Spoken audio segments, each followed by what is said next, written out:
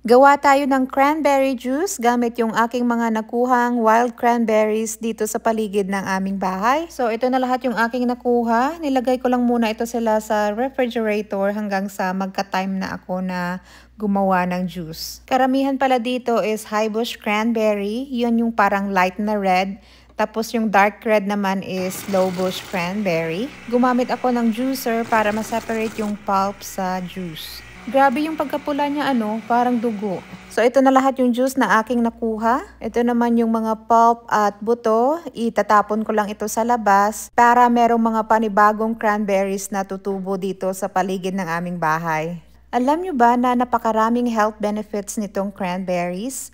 Mataas ito sa vitamins and minerals. Meron itong vitamin A, C, E, K, potassium, iron, manganese, copper, calcium at B-complex. Mataas din ito siya sa antioxidants, so meron siyang anti-cancer and anti-inflammatory effects. Nakakatulong itong protektahan yung ating atay, ibaba yung ating blood pressure, improve yung ating paningin at kalusugan ng ating puso at ugat.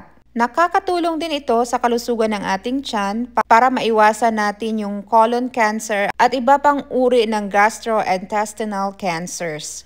Nakakatulong din ito na hindi tayo magkaroon ng urinary tract infection or UTI. Marami pa ito siyang health benefits na hindi ko na dito ma-mention. Kung gusto nyo, i-research na lang. Nilagay ko pala ito sa ice cube tray para meron akong gamitin na juice in the future.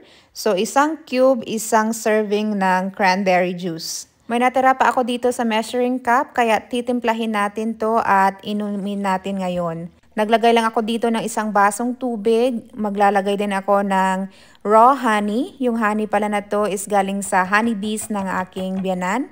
Kasi nag-aalaga siya ng honeybees para meron kaming sariling supply ng honey. At binebenta niya rin yung iba. So ganyan lang kasimple gumawa ng cranberry juice. Kung gusto nyo itong i-level up, pwede kayong gumamit ng sparkling water or carbonated water imbis na tubig. Sa mga nagtatanong po pala kung anong lasa ng cranberries, maasim po ito. Kung hinog na siya, may very slight lang na tamis. Pero maasim talaga siya.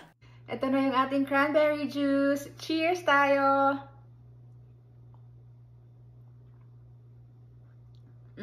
Di ba? Libre yung ating cranberry juice at alam natin na very organic ito. Kaya kayo dito sa Alaska, subukan nyo na. Napakasimple lang, tubig, cranberry juice at saka honey lang. Di ba?